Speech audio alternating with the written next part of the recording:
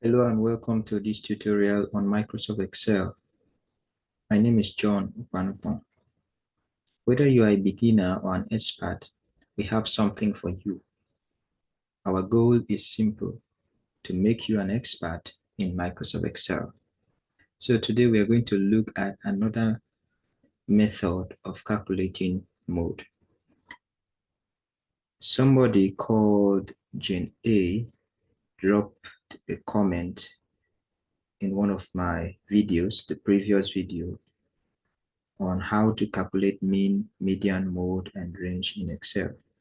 Here's a question from Jane A. Is there any other way to calculate the mode besides equal to mode? Because my prof told us to calculate the mode using two different methods, and I already used equal mode. And then I went below and said, yes, the function is called mode.mult. This returns two or more values with the same frequency. Let's assume we have 343, 574, 7187, and 3. In this case, we use mode.mult instead of mode to bring the two values that have equal frequency. If we use mode.mult, it will return 3 and 7 as the mode. Hope this helps. So today we are going to look at how to calculate mode that has more than one, how to calculate mode, multiple mode. So the first thing we are going to do, if you want to calculate multiple mode, just like it has been said in the comment section there, we use a function called mode.mult. Now, the cell reference in here will be different from others. So under the cell you want to enter the number or the mode, highlight at least 3 or more cells. If you are suspecting to have 3 or more modes, you can highlight like 3 cells.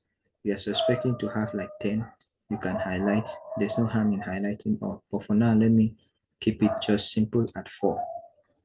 Highlight it. After that, press the equal to sign and then start typing mode. You see mode.mult will appear. Press the tab key and then select from this the first cell here to the last cell. Close the bracket. Now be very careful. Don't press enter. Hold your control plus shift and press enter.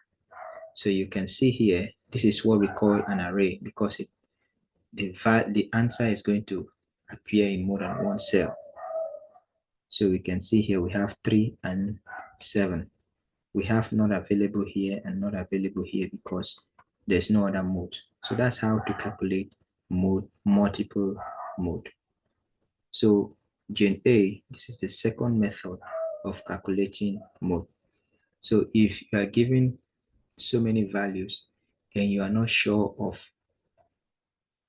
having just a single mode, it is best for you to use this multiple mode function. I hope this helped. See you in another video.